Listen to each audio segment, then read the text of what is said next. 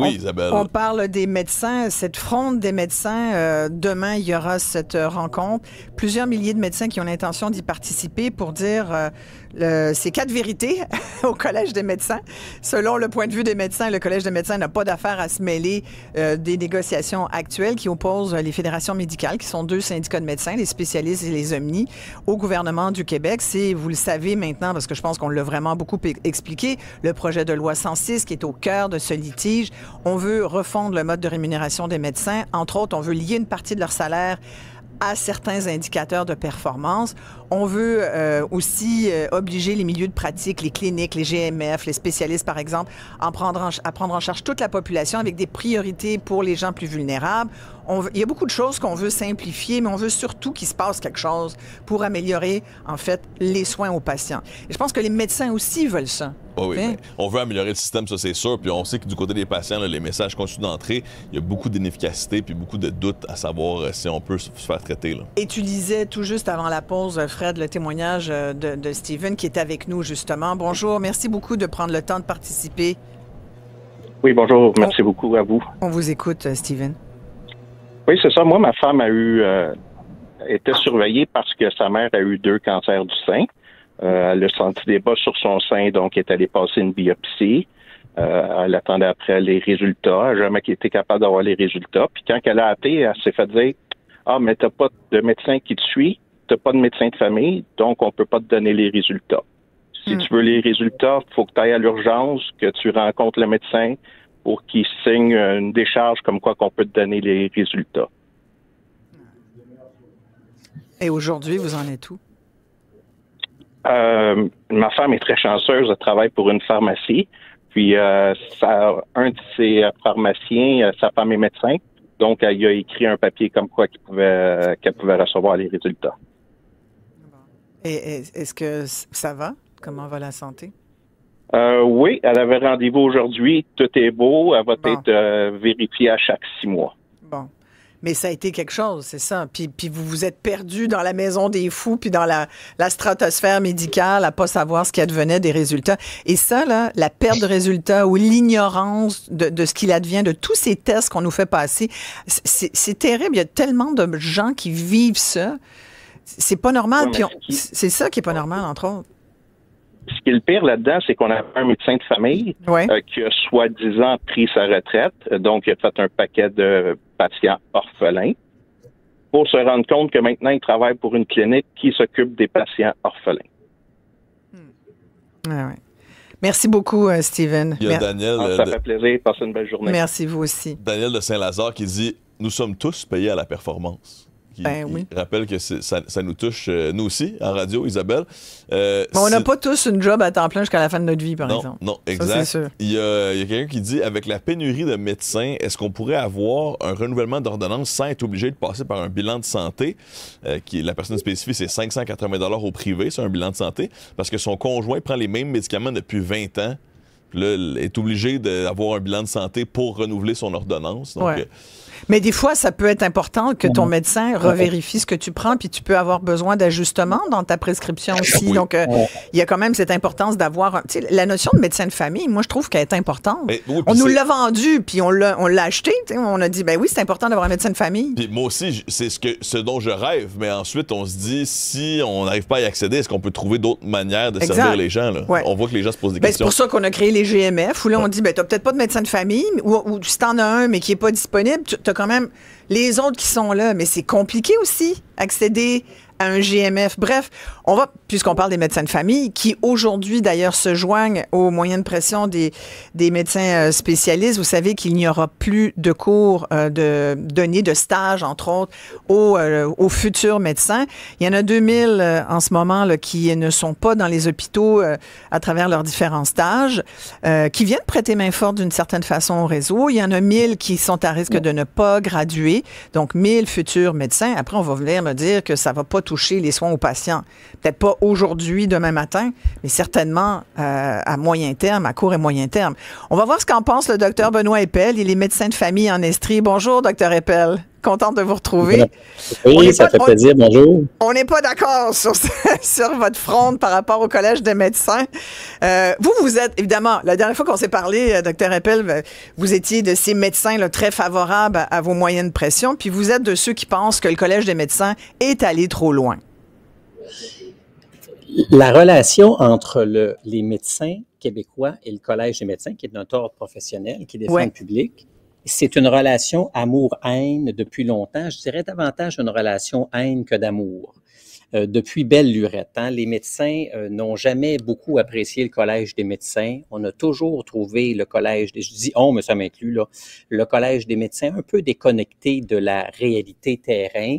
Et on a toujours trouvé que les attentes du collège envers notre qualité de pratique étaient inadaptées dans le monde dans lequel on vit. Les médecins sont choqués année après année sur l'augmentation de nos cotisations, qui dépasse maintenant 2 000 $ par année. On est choqués des locaux du Collège des médecins. Moi, j'y ai mis les pieds une fois et ça ne ressemble en rien à un CLSC décrépit dans lequel je travaille. C'est un palace, le Collège des médecins. Et on en veut même à la rémunération de notre président qui gagne beaucoup plus comme président du collège que ce qu'il faisait comme médecin de famille. Combien il gagne? C'est quoi son salaire? Je pense qu'on est aux alentours de plus de 400 000 $. On s'entend que Dr Gaudreau ne faisait pas ça comme médecin de famille au Saguenay-Lac-Saint-Jean. OK, fait que vous avez comme un gros grudge là, contre le Collège de médecins. Mais là, pourquoi en ce moment décider? Parce que c'est quand même, je pense que c'est important de le dire, il y a beaucoup de gens qui l'ignoraient. Le Collège des médecins, c'est là pour protéger le public, s'assurer qu'au Québec, il y a une médecine de qualité. C'est un ordre professionnel. Puis que vous ne l'aimiez pas, ça veut quasiment dire qu'il fait bien sa job. Il est là, c'est plate, mais c'est ça sa job, c'est de vous rappeler à vos responsabilités comme médecin. C'est ça qu'il a fait, là, en vous envoyant la lettre, l'infolettre qui a mis le feu aux poudres. C'est un peu ça, non? Qui a mis le feu aux poudres. Donc, il y avait déjà beaucoup de poudre, puis il manquait juste la poudre. Oui, c'est ça. C'est un historique. Et donc, le baril était déjà plein de poudre, d'années d'accumulation. Les médecins se sentent piégés dans le système où on se dit, tous les jours de notre vie, là, on se met la tête sur le bio, en faisant des affaires souvent qui n'ont pas d'allure, en étirant l'élastique au maximum, en jouant avec le feu. On met nos permis de pratique sur le coin de la table en se disant, écoute, je fais des affaires, mais c'est pas super sécuritaire, il me manque de personnel, je sais que mes patients n'ont pas surveillance qu'il faut, etc. Mais j'ai pas le choix parce que je suis au Québec, puis c'est ça qui a de l'air notre système de santé. Mais le collège, lui, ce qu'il nous dit, c'est faites tout parfait, tout parfait, comme si on était dans un hôpital privé aux États-Unis, là, puis qu'on avait toutes les ressources du monde. Mais notre réalité à nous, c'est pas ça. Alors, dans le terrain, on se dit, ben là, puis on regarde les inspections qu'ils font, on regarde les médecins qui subissent des radions, un récemment qui a été radié pour avoir pris trop de temps à remplir un formulaire. On se dit, mais dans quel monde le Collège des médecins vit-il? Sur quelle planète sont-ils pour croire qu'en 2025, au Québec, on peut pratiquer une médecine comme ils pensent qu'on la pratique? Alors ça choque les gens fondamentalement et on aimerait qu'on ait un collège qui supporte la médecine d'aujourd'hui, pas la médecine de 1956. Et c'est ça qui choque les médecins. Et mais là, le Collège des médecins, si je peux me permettre, Dr Eppel, il est là pour s'assurer que les patients québécois soient bien servis par leur système de santé et par les professionnels de la santé que sont les médecins. Mais ils le sont pas. C'est ça. Ils le sont pas. Alors, ils le sont pas de toute façon. Mais ils le sont pas nécessairement à cause des médecins. Mais le problème, c'est que comme médecin, ce que je peux faire est influencé par mon environnement, mais le collège, lui, va juste regarder le docteur. Il va jamais regarder autour. Mais moi, je l'ai pris, sincèrement. Je l'ai relu plusieurs fois, là, cette infolette, puis sincèrement, je trouve que vous avez vraiment pas beaucoup de cordes. Parce que moi, j'y ai lu une certaine mise en garde, puis un rappel des obligations des médecins par rapport à ce qu'ils font, puis par rapport aux patients. Après, là, je vois qu'il y a bien de la poudre qui vient là, d'avant, les bureaux, le salaire, vous mettez tout ça là-dedans. Mais tu sais, aujourd'hui, là, moi, ce qu'on me dit aussi, ce que j'entends, puis question pour vous, parce que je veux savoir si vous êtes au courant de ça, moi, on me dit que les gardes seraient réduites dans les hôpitaux. Est-ce que c'est vrai, ça? Vous voulez dire qu'on réduit les gardes? C'est-à-dire qu'il y a des médecins qui sont supposés faire des gardes, mais la garde va être moins longue que prévu. Je pense pas que ce soit, je sais pas, il faudrait avoir le détail de l'information parce qu'un service qui couvre, moi je pense à mon service hospitalier, on couvre 365 jours par année, 24 heures par jour. Il n'y aura pas des découvertures. Est-ce qu'on parle de fermeture d'urgence? Est-ce qu'il y a des heures où il n'y aura pas de chirurgien de garde dans un hôpital? Je pense pas. Il faut savoir que l'enseignement... Vous n'avez pas entendu parler de ça? Oui, puis ça serait contre nos obligations déontologiques. Exact. C'est pour ça que je vous pose la question.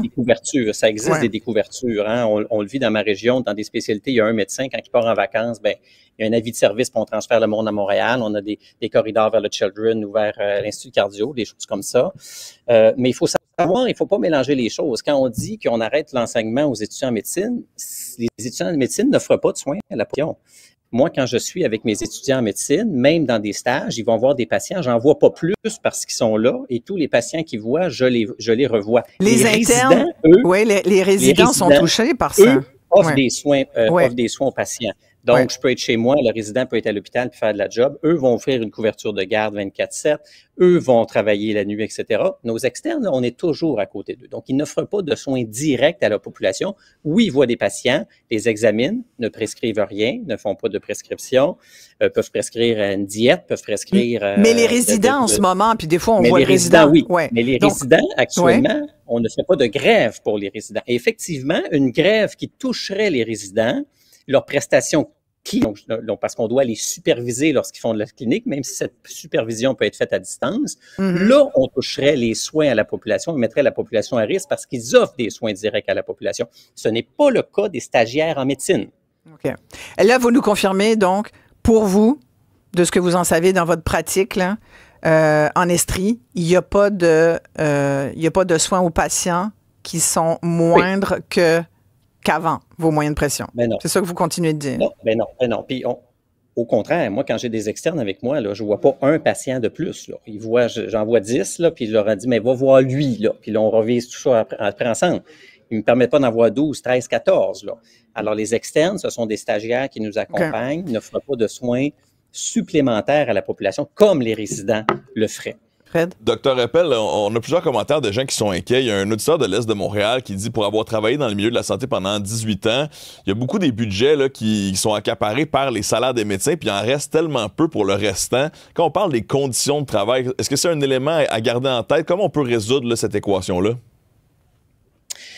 Ça, là, c'est le bout qu'on fera pas visiblement au Québec, mais qu'on devrait faire, qui ne devrait pas nécessairement se faire dans une négociation. On devrait le faire de façon transparente sur où va l'argent quand on en donne aux médecins et pourquoi. OK? Parlons des forfaits, parlons des prix de l'acte. On devrait le simplifier, mais on devrait le faire de façon beaucoup plus transparente et être capable de dire à la population, le jour où un neurochirurgien prend un vilebrequin qui vous ouvre la tête, qui joue dans votre cerveau, qui referme ça, ça vaut combien ça? Ça vaut 20$, 1000$, 10 000 $, puis qu'on dise, on va mettre un prix, puis une acceptabilité aux alentours de ce prix-là, puis que ça a du bon sens. Mais simplifier, c'est ça, entre autres, que le gouvernement veut faire. Aujourd'hui, 10 points de suture, 5 points de suture, c'est un prix, 10 points de suture, c'est un autre prix, 20 points de suture, puis avec de la colle ou des fils transparents, c'est deux affaires. Selon l'heure aussi, c'est pas le même prix. Exact. Donc, ça n'a pas de bon sens, là, ça, là, on s'entend. L'idée, c'est comme si on payait à l'acte puis pas à l'heure. C'est que faire 10 points, ça va être plus long que 5. Fait que si j'étais payé à l'heure, ça me prendrait plus de temps, je ferais plus d'argent anyway. Donc, c'est un peu ça le concept. Mais l'idée, c'est il faut refaire de façon transparente pour dire quand on sort une pièce, est-ce qu'on en a pour notre pièce? OK? Et il faudra, et ça touche particulièrement la Fédération des médecins spécialistes, ramener un petit peu plus d'autorégulation dans l'utilisation des fonds publics, entre autres via la rémunération, par les médecins eux-mêmes ou par les groupes de médecins. Ça touche beaucoup moins la Fédération des médecins omnipraticiens. On est dans un autre monde, beaucoup la FMSQ, donc l'autorégulation de notre usage des fonds publics quand on parle de notre rémunération, parce que la société s'attend à ce qu'on s'autorégule. Là, on a un méchant problème parce que vos négos, là, ça va nulle part là, en ce moment. Là, ça va nulle part. Ça va-tu aboutir? Je pense pas qu'on va aboutir tant et aussi longtemps. Parce que le problème, moi, c'est ce que je fais avec mes patients, le POM. Je vous l'explique rapidement, POM. Vous venez me voir, je vous questionne, je vous examine. Bon, voici votre problème, ça c'est le P, voici l'objectif, puis voici les moyens qu'on va prendre. En grosso modo, c'est le diagnostic, je veux que vous alliez mieux, puis voici le traitement. Ouais. Là, ce qu'on fait, l'objectif pour tout le monde, il est clair. Les fédérations, les médecins, la population, le gouvernement, tout le monde veut augmenter l'accès, tout le monde veut que ça soit différent. Le haut, on s'entend. Là, on est en train de discuter des moyens. Ouais. On s'entend même pas sur le problème. On s'entend pas sur le problème. Le gouvernement dit, c'est parce qu'il faut de la performance, puis il faut en faire plus. Les fédérations sont pas d'accord. Donc, on est en train de discuter des moyens, on s'entend même pas sur le problème. C'est voué à l'échec.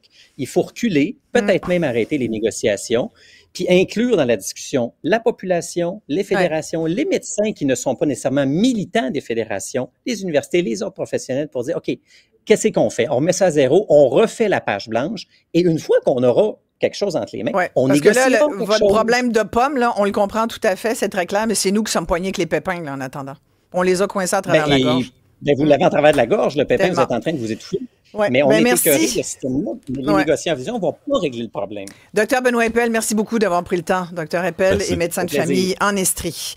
On va rencontrer, hier, on a eu l'entrevue avec Daniel Jolivet et également Pierre Belland qui a pendant 7 ans fouillé ce dossier de cet homme qui, selon toute vraisemblance, serait l'objet d'une erreur judiciaire. Il est depuis 33 ans en prison. Hier, sa petite fille était à l'écoute de notre entrevue. Nous l'avons tout de suite après. Et Isabelle, je vais terminer sur une meilleure nouvelle aussi. Là, quelqu'un nous a écrit que les fax, parce que ça a commencé comme ça, il fallait que tu envoies un fax au système de santé. Ça se fait aussi par application téléphone. Alors, sur les téléphones intelligents, tu peux aussi faxer via une application de fax sur ton iPhone ou ton Android. Mais tu sais, qui va le recevoir, mon fax, à l'autre bout? C'est ça.